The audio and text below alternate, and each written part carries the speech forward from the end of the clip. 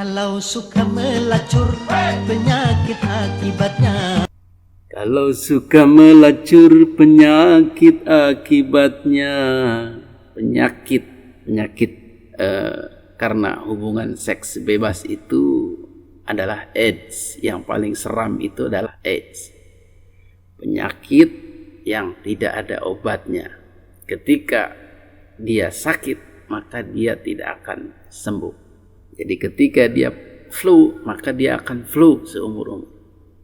Ketika dia sakit mata, maka dia akan sakit mata seumur-umur. Ketika dia demam, maka dia akan demam seumur-umur. Itu menyerang kekebalan tubuh. Jadi ketika penyakit ini sudah datang dan tidak pergi, ya wassalam, cepat matinya.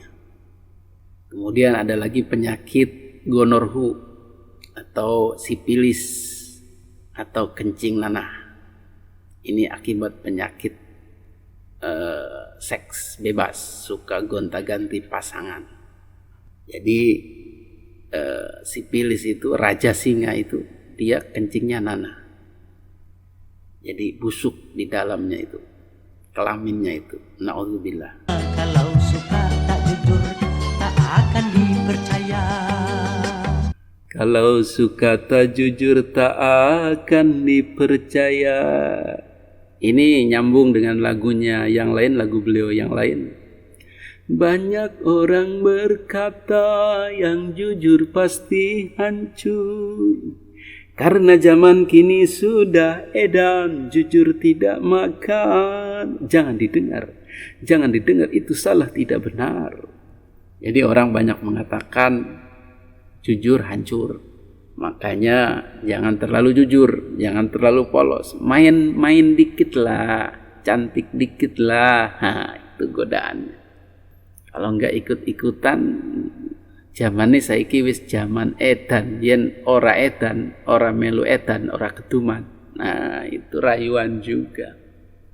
Jadi kalau orang sekarang make duit untuk urusan-urusan, ya kita juga harus make duit. Kalau orang sekarang harus korupsi untuk kaya, maka kita pun harus ikutan korupsi supaya bisa kaya. Nah, ini rayuan-rayuan penyesatan ini kadang tanpa kita sadari, kita iyakan. Kita juga mau ikutan. Nah, ini berbahaya. Jadi kalau orang sudah tak jujur, dia tidak akan dipercaya. Sekali lancung ke ujian seumur hidup, tidak percaya. Jadi orang kalau sudah celak, maka dia tidak akan dipercaya lagi. Tak jujur, tidak amanah dalam jabatan pun dia tidak akan dipilih lagi. Dalam berdagang, dia tidak akan punya klien lagi, tidak akan punya pelanggan lagi, tidak akan punya rekan bisnis lagi karena tidak jujurnya itu. Bahaya kan? Maka prinsip bisnis itu kan kepercayaan, kejujuran. Ketika dia sudah tidak jujur, ya wassalam, bangkrut nantinya. Atau ada penipuannya, ada barangnya yang dioplos dan lain-lain. Supir pun kalau tidak jujur, ya wassalam, dipecat.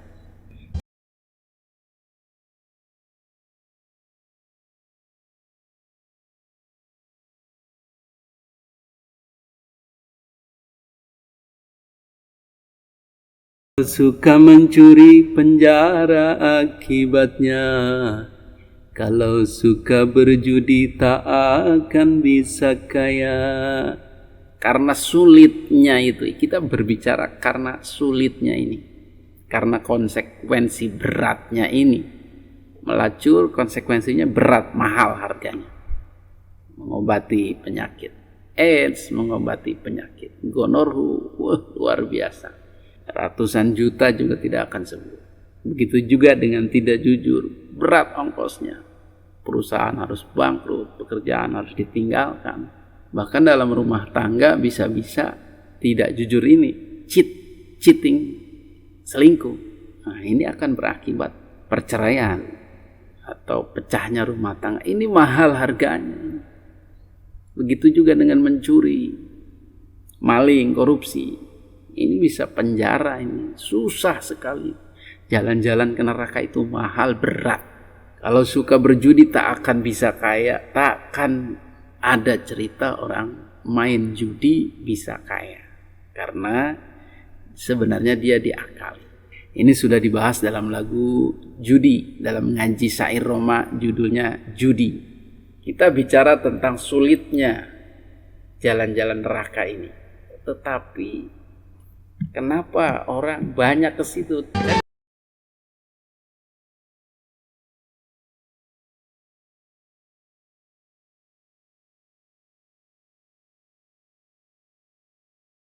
Jalan ke neraka teramat susah, walaupun susah anehnya banyak yang maksa. Ini sudah dijelaskan di atas tuh. Konsekuensi seks bebas, pelacuran apa, konsekuensi tidak jujur apa, konsekuensi maling apa, konsekuensi judi apa. Semua sulit. Semua berakibat fatal dalam hidup, tetapi anehnya kenapa orang berlomba-lomba ke situ gitu loh. Selalu banyak orang yang menempuh jalan itu. Kan kita heran juga gitu loh. Padahal jalan-jalan yang baik itu banyak dan mudah. Tapi kenapa banyak yang menempuh jalan sulit? Nah, ini yang jadi perhatian kita, tanda tanya besar kita, kenapa, di mana logika orang itu. Nah, kita ke jalan-jalan yang baik ya, yang sangat dimudahkan oleh Allah. Kalau suka sembahyang, hidupkan jadi tenang. Kalau suka sembahyang, hidupkan jadi tenang. Tuh kan, sembahyang itu mudah. Cukup ambil air wudhu, gelar sajadah, sholat. Dan setelah itu hatinya akan menjadi tenang, adem. Coba jajal dalam rumah tangga, sering sholat aja, itu rumah tangga adem. Di lingkungan pekerjaan orangnya pada sholat, insya Allah adem. Tidak ada yang sikut-sikutan, cari muka, jegal kawan, dan lain-lain kejahatan karir itu kan manfaatnya besar ya dibanding dengan biayanya. Biaya sholat berapa sih? Kalau suka puasa, sehat jiwa dan raga. Kalau suka puasa, sehat jiwa dan raga. Kalau suka sedekah, harta akan berlimpah. Kemudian ke puasa. Puasa itu modalnya apa? Bahkan mengirit modal. Seharusnya makan 3 kali, kan ngirit jadi 1 kali, 2 kali. Seharusnya jajan minuman ini, minuman itu. Dengan puasa menjadi ngirit. Betul? Setelah itu dapat manfaat yang besar juga. Badan kita jadi sehat. Gula darah turun, kolesterol turun, asam urat turun, emah sembuh, ya kan? Jadi ada detoksifikasi tubuh dalam puasa itu. Ini dibanding dengan biaya dengan manfaat jauh lebih besar manfaatnya. Kemudian sedekah. Dengan sedekah harta akan berlimpah. Kalau suka sedekah, harta akan berlimpah. Orang masih belum percaya ini. Dengan sedekah secara zahir harta berkurang. Tetapi ternyata hartanya akan bertambah. Jadi dari mana bertambahnya? Dari keberkahannya.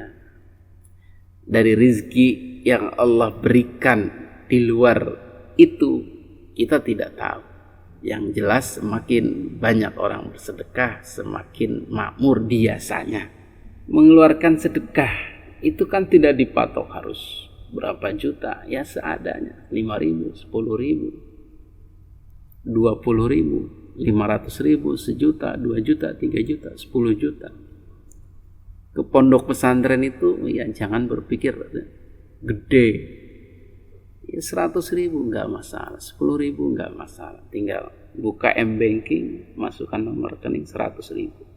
Buka M-Banking, masukkan nomor rekening pesantren 20.000 nggak masalah.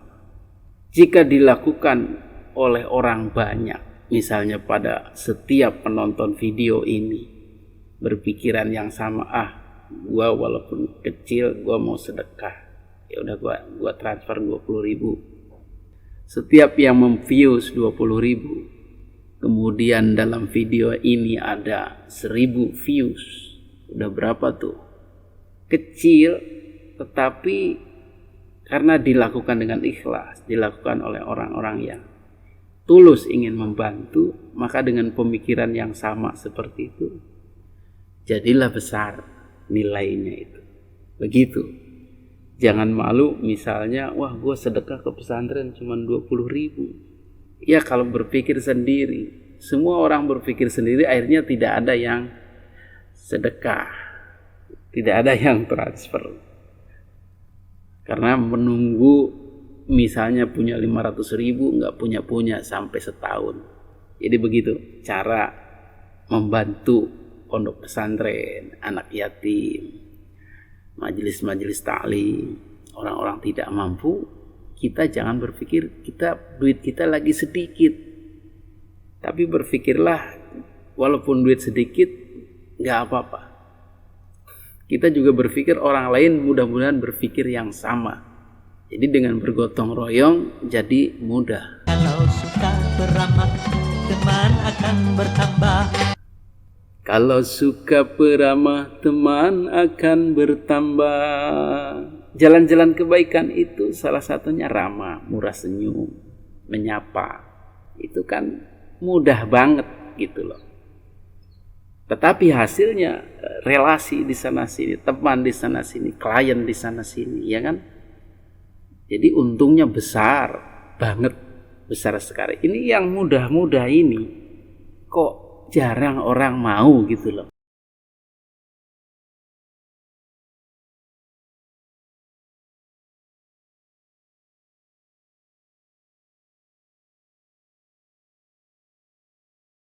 Ternyata jalan yang ke surga teramat indah. Walaupun indah anehnya banyak yang ogah. Ini jalannya udah indah, bagus, mudah.